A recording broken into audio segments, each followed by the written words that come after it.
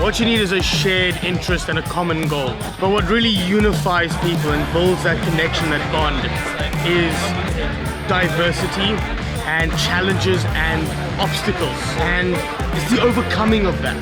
Knowing that there's something difficult, that there's a challenge, something that you did not think you could do, but you do it, even though it's hard.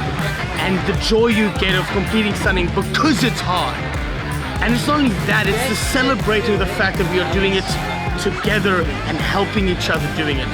I know for myself, I could not have achieved most of the things here if I was by myself. But when we drop our motorcycles, when we fall in the mud, there is a brother and sister there to help pick you up, to cheer you on, so that when you succeed, I succeed. The success of a new rider, an old rider, that is shared among us all. We relish and enjoy the triumphs of the day, the failures and the overcoming of those adversities. And at the end, we look back at the journey we have had, the people we were before we came, the people we are leaving. And we are proud of ourselves and proud of each other. And in that, we have a community.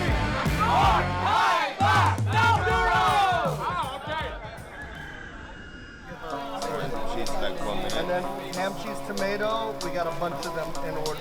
Not until we get the Rob over here.